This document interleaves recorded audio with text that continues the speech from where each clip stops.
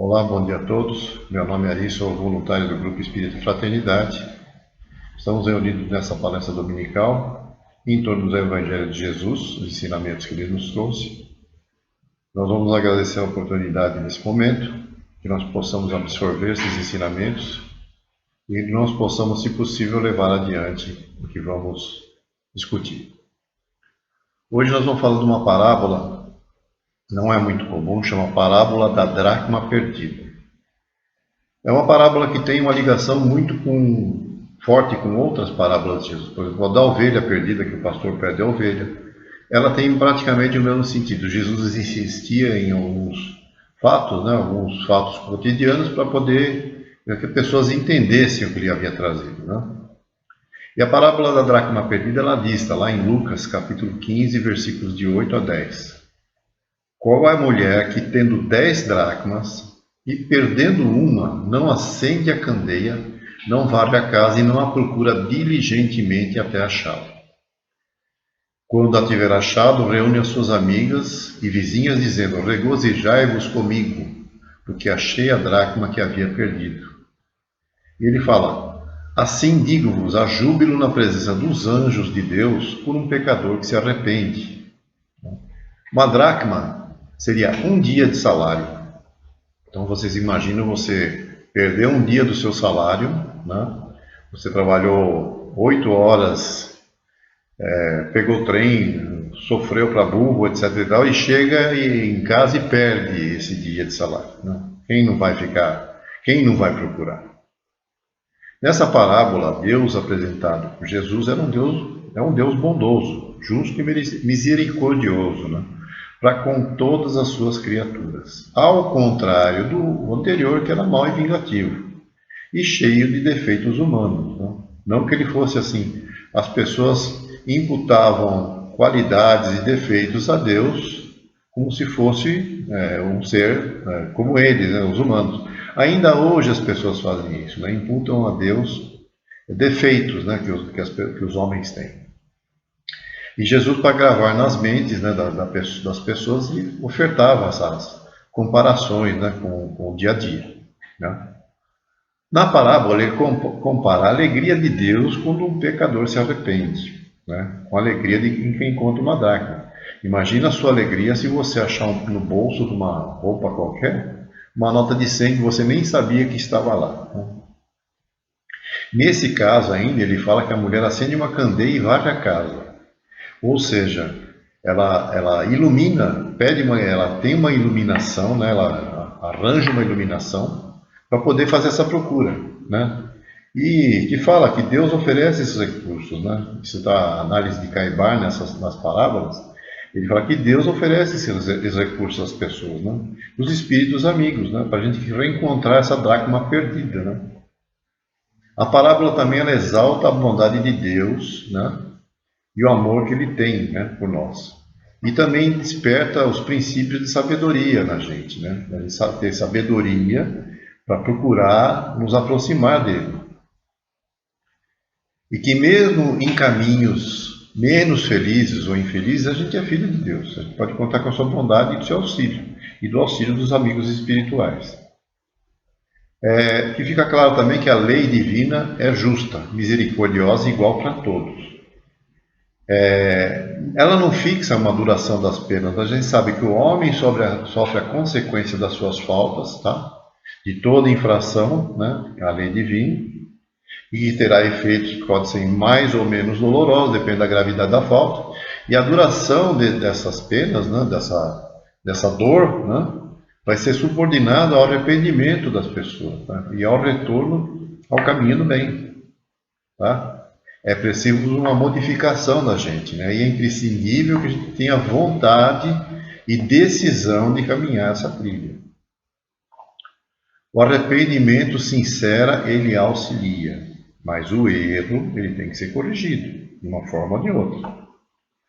E assim, é importante que o arrependimento e correções, sejam feitas, se possível, sejam feitas em vida, Porque já pensou depois do desencarne, você ter que reencarnar para fazer essa correção, E qual é a consequência que a gente tem, então, desse arrependimento em vida corpórea, né? Um adiantamento na vida presente, tá? Se houver, lógico, eu disse, tempo para reparar as faltas, né?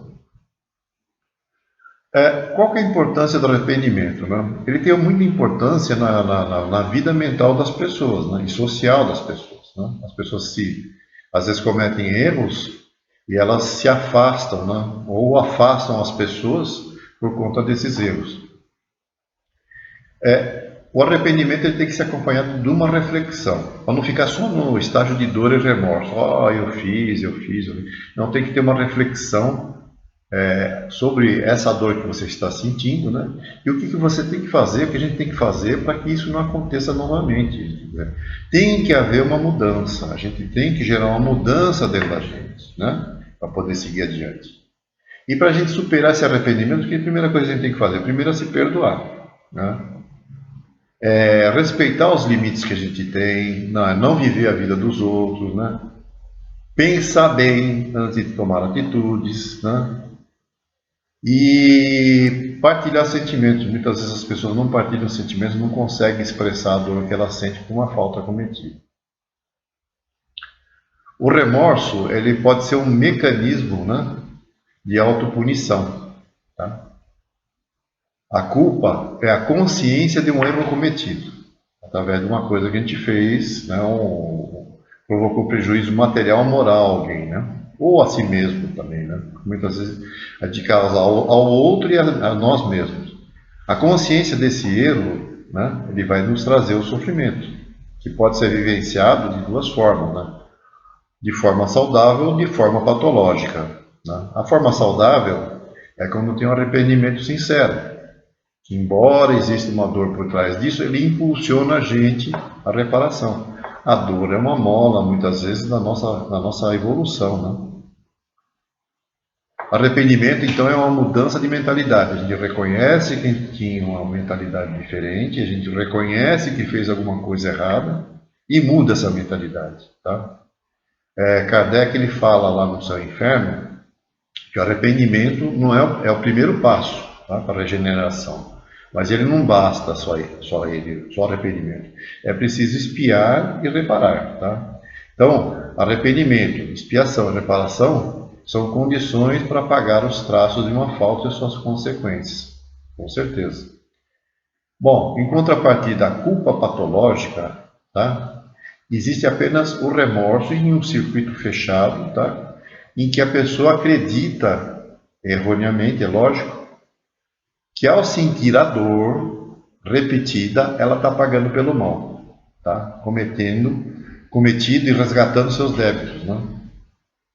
É uma ilusão, porque a pessoa fica se autoflagelando.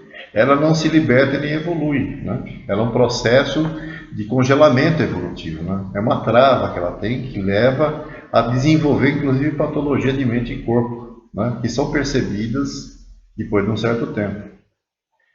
No remorso, a pessoa fica dentro da própria dor dela, né? Lamentando-se, acreditando que não é merecedor, que Deus está punindo e que ela merece, desiste de lutar, de se corrigir e de se libertar. É um contínuo sofrer sem sentido, né? Ela fica acomodada na queixa e na lamentação. Mais tarde, quando ela amadurecer, né, ela vai avançar pelo caminho primeiro do auto-perdão, reconhecer que ela errou e se perdoar, e depois partir para a reparação, tá? Por exemplo, a gente vê muito no tipo de traição que as pessoas fazem umas às outras, não só traição amorosa, mas traição muitas vezes de confiança, né? Ela sente remorso porque a sua consciência diz que aquela confiança foi quebrada, né? Não existe mais aquela confiança. Aquele pacto de confiança acabou, tá? E quais são as consequências do remorso? Tá? Ela é uma sensação angustiante, né? E pode ter outras sensações também. A culpa, né? A responsabilidade de ter cometido um erro faz a pessoa se sentir bastante culpada, né? E essa culpa ela é crescente à medida que a lembrança do erro reaparece. Então a pessoa faz uma coisa errada, né? Comete um erro, tá? E muitas vezes ela volta, ou tem a oportunidade de voltar àquele erro, e ela se culpa mais ainda, né? Fica uma coisa, que fala assim, um círculo vicioso, né? Ela sente a culpa, ela volta naquela situação, né, de alguma forma, e ela reforça isso. Tem também o sentimento da lamentação, que o indivíduo tem que se... A lamentação é uma forma até de a gente reconhecer, né, e demonstrar a dor que sentiu por ter errado, né? É uma coisa de responsabilidade. Mas as pessoas muitas vezes só ficam na lamentação, né? E aí o arrependimento, depois da lamentação é que o arrependimento surge, que aí a pessoa vai repensar a sua decisão, tá? E surge aquele desejo de ter feito a coisa de forma diferente. Né? Ah, se eu fizesse de outra forma, não teria acontecido isso. Já aconteceu. Mas é uma forma de você introjectar o arrependimento. Você acaba, se você reconhece que você poderia ter feito de forma diferente, é uma forma saudável, né, de você reconhecer que errou. E assim não fica aquele passado que adoece, né? Eles falam de âncora do passado, que a gente fica preso num sofrimento do passado que define todo o nosso futuro. Aí você vai estar sempre lembrando daquela coisa. É preciso se libertar desse peso, né, de fala de âncora, para que que o passado lhe traz para a gente hoje, né? Para que tenha mudança positiva, para a gente primeiro começar se perdoando, né? Ainda que o perdão dos outros seja difícil de conseguir, tá? A gente precisa perdoar para poder viver agora, né? E que nem na parábola da candeia, lá no começo, que ela fala, né, que a mulher perde, que ela acende a candeia, que ela procura se iluminar, procura reconhecer o que aconteceu, procura ter uma luz sobre a coisa. E varre a casa, ou seja, ela procura ver aquilo que está errado, a sujeira, né, as coisas ruins, né, para procurar a candeia, para procurar a dracma, né, e poder se regozijar, né, assim como Deus se regozija quando a gente reconhece e se arrepende. Tá? Então era isso que a gente tinha para esse domingo. Uma boa semana a todos, que Deus esteja presente em todos os nossos dias durante essa semana. Obrigado.